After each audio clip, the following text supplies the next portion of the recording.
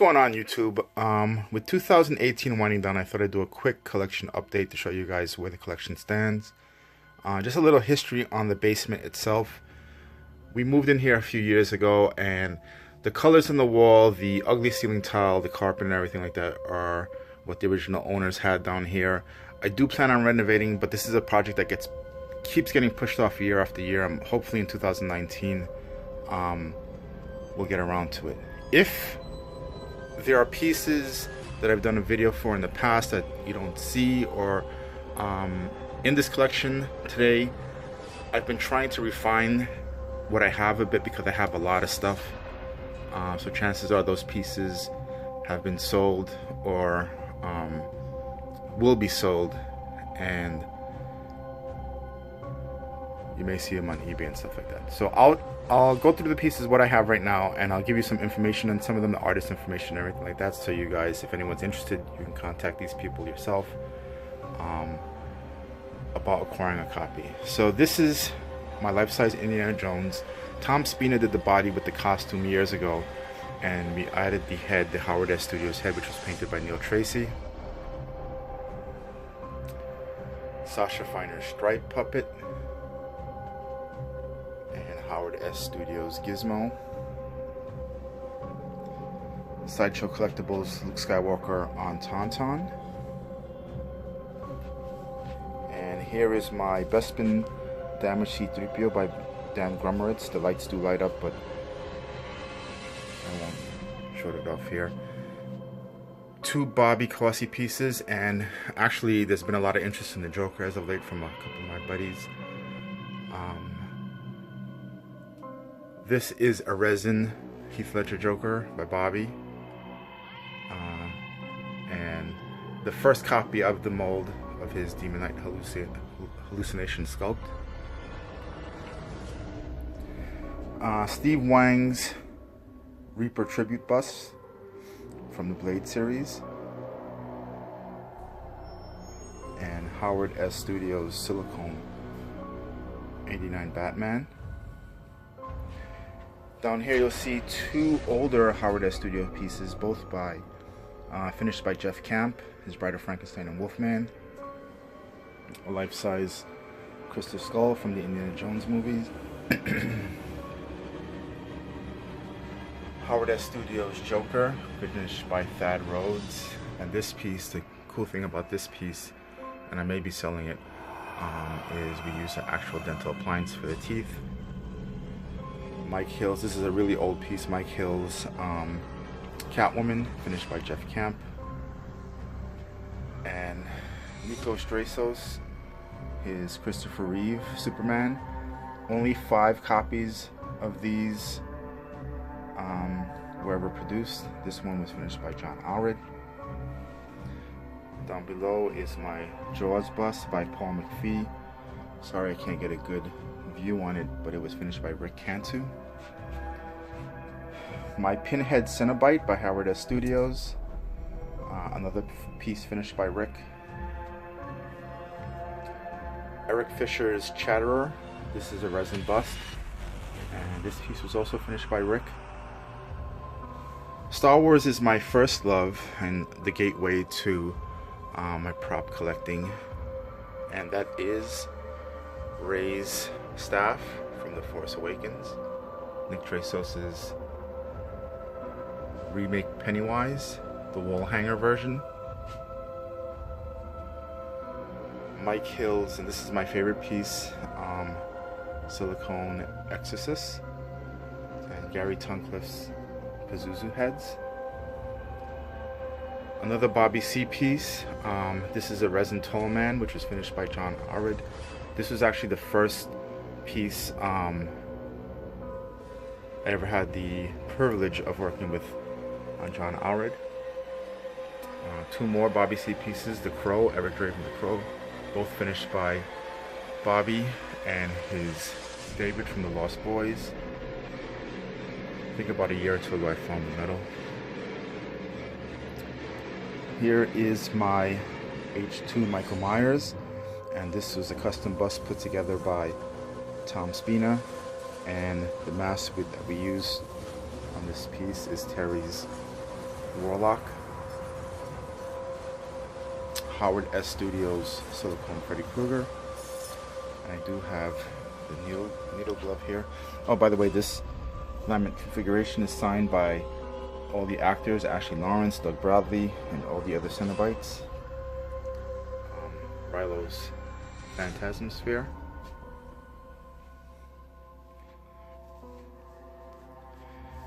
This is the area of the room that I usually, do my unboxings and everything. Here's the other side of the room that you don't often get to see. We'll start here.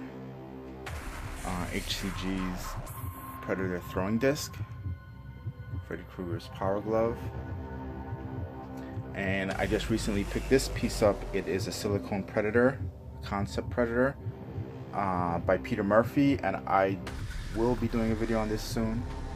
Work has just been killing me. To date, this is the biggest bust I own. It completely dwarfs everything else. This is a rather large piece. It's Connor McCulloch's silicone pumpkin head, but as you can see, the Predator overshadows that. Sideshow Collectibles T800, and it does have the brain chip CPU inside the head and the light up eyes and all that stuff. Russ Lukich's Barlow, Kurt Barlow from Salem's Lot, and this was finished by John Allred. Brad Hardin's Jason Voorhees, and if I was able to take out the mask, he used the actual movie prosthetics to create this bust, so it's about as screen accurate as you'll ever get. There we have a screen used Terminator skull from T2 and Howard S. Studios silicone Terminator. Here is my classic movie monster collections, and aside from Star Wars, the classics are my second favorite love. I picked this piece up from Larry Kidd, and I added that metal, the war metal by Jeff Carlson. This piece is by a silicone Dracula bust by Mike Hill and finished by Bobby Cossey. Howard S. Studios silicone Wolfman. Howard S. Studios Frankenstein, that was added to a life-size torso by Jeff Camp. It was finished by Jeff Camp. The hands are by Meg Mucklebones. Mike Hill's Gorgeous Bride of Frankenstein, and this is the very first piece I commissioned from Mike. Mike Hill's Nosferatu on a custom body. I have a video on that piece, finished by Juan Garcia. Brandon Crosland's Lon Chaney, London After Midnight. It's a latex piece. Mike Hill's Gorgeous Mummy and Phantom of the Opera. Blackheart Enterprises Nosferatu. Howard S. Studios 35 Monster, and this was painted by Jeff Camp as a tribute to Basil Gogos, and this actually was the lead story on one of the issues of Amazing Figure Modeler. This is the actual bust. Steve Wang's Gilman by Cinemaquette. Over here, some of my Star Wars pieces. I'll start with Chewie. This is a life-size bust. Adam Savage from Mythbusters actually owns the mass version of this. When I purchased this at the time, the artist asked that he not be named, so I won't credit him on it. Master Replicas Snowspeeder, and I have some other studio scale pieces. EFX's TIE Fighter and Icon's X-Wing Fighter. Master Replicas AT-AT and their Millennium Falcon, which was a Christmas gift for my wife. Sideshow Collectibles Probe Droid, but I do have a studio scale version of this unbuilt.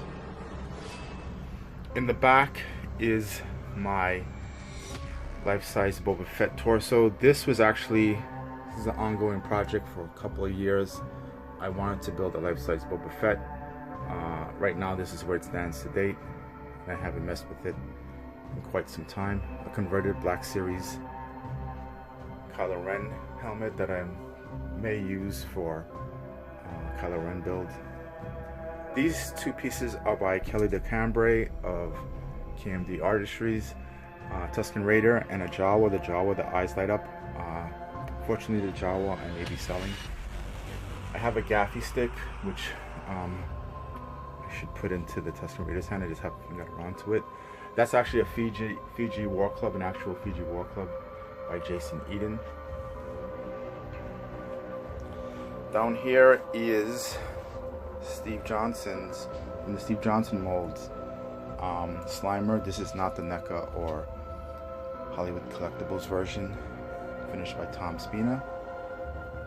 And you'll see a life-size Loomis bust that I'm working on.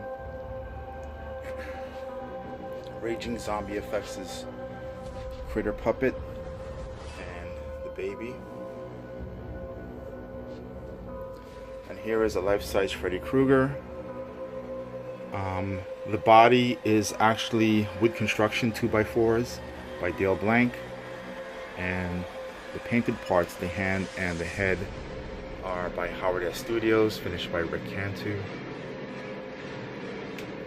This is from the Freddy vs. Jason movie. Down here I have a Predator spine trophy that I'm putting together. One of my Necronomicons. I have the other Necronomicon here. This is the featured in a couple videos ago.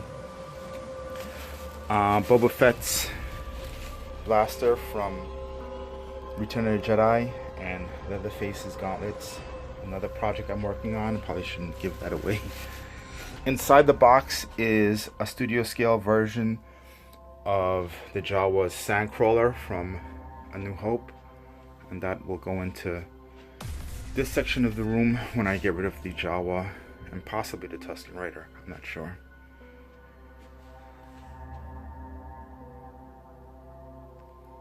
So this is the first room.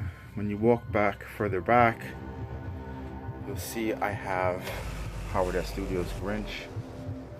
I also own Sideshow Collectibles Greedo and Bosk. They're both in the box. Just don't have pedestals to display them in. Indiana Jones Grail Diary. Now back here is another room, and here I have some more Star Wars and Predator stuff. Here's HCG's Alien Bust and Brandon Scott Murphy's Cronenberg Fly.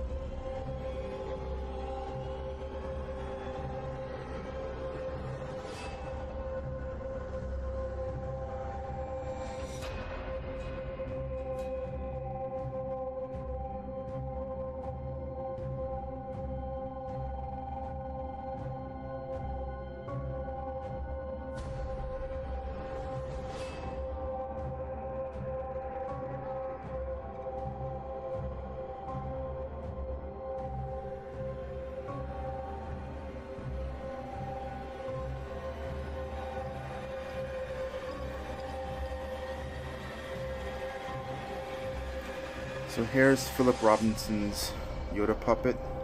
This is a latex prop, and it's actually a working puppet.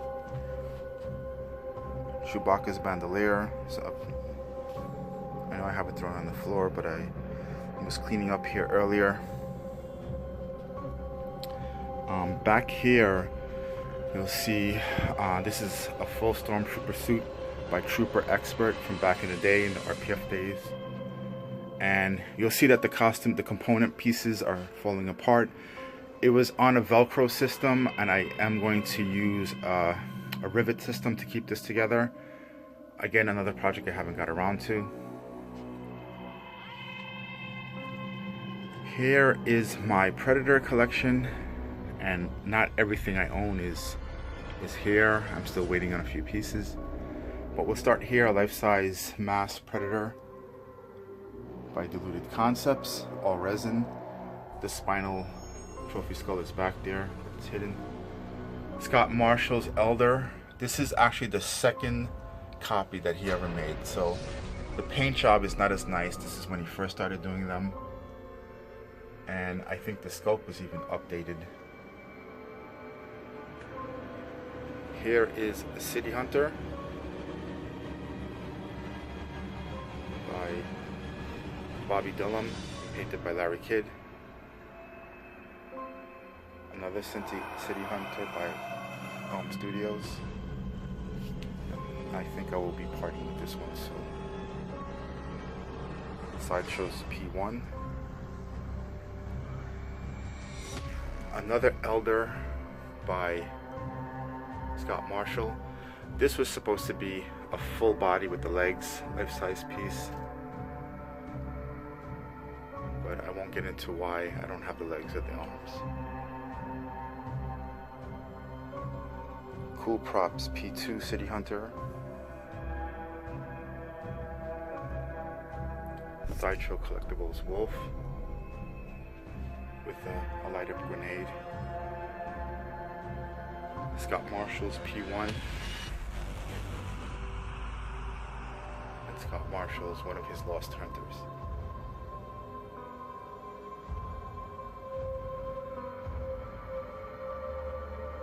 Sideshow Collectibles Alien Warrior. Facehugger in Stasis Chamber. This is by Frank Cerny. It's actually a Halcyon Facehugger in there, finished by John Allred. This does light up.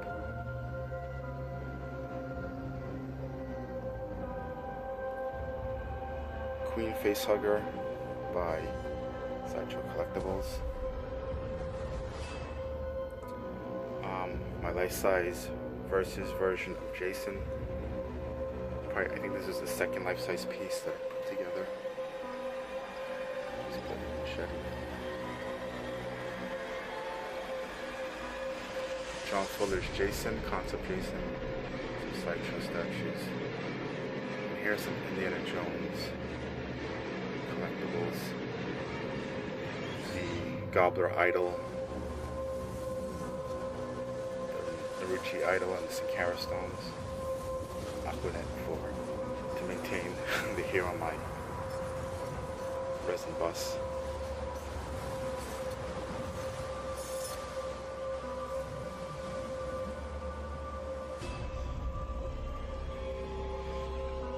So now on the other side of this room is a mishmash of pieces that I just need to get display stands for and everything. So this is my life-size Michael Myers. That's a Psycho, an original run Psycho by Justin Mabry. Elusive Concepts, Jabba the Hutt. My H1 pumpkin. Boba Fett's blaster from The Empire Strikes Back. That's a replica flare gun, not the real one, like my Return of the Jedi version. Some Phantasm Spears, Han Solo's, every single version of Han Solo's blaster from the original trilogy, the Greedo Killer, A New Hope, Empire Strikes Back, Return of the Jedi. A pair of metal Edward Scissorhand gloves that was put together for me by Tom Spina. A silicone Arnold Schwarzenegger that will eventually get converted into Dutch Schaefer.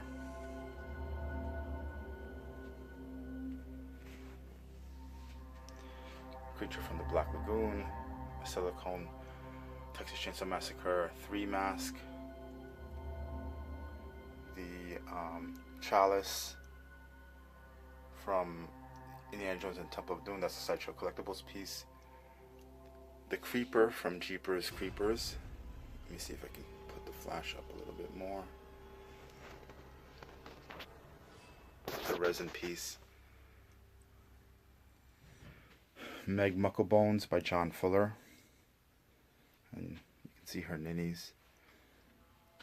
From The Force Awakens, Vader's burnt helmet. Howard S. Studios T-1000.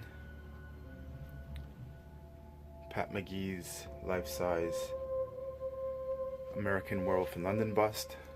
David Kessler in full werewolf mode. Terry's Blood Tears Warlock. David Miller's Freddy Krueger baby, and this is from the actual movie molds. It's a silicone piece.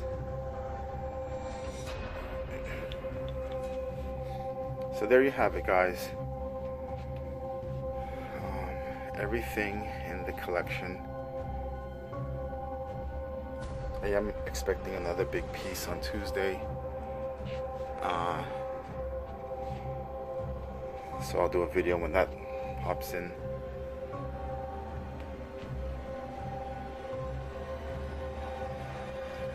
But this is where it stands.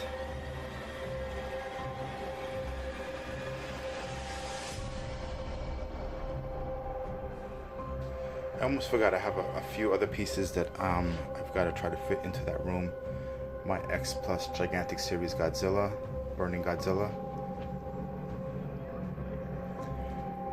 My two favorite Cinemaquettes, Steve Wang's Predator and the Geiger Alien. And for those wondering, I still have my Don Post masks, but I've just got to figure out a way to how I'm going to incorporate them into that already busy room.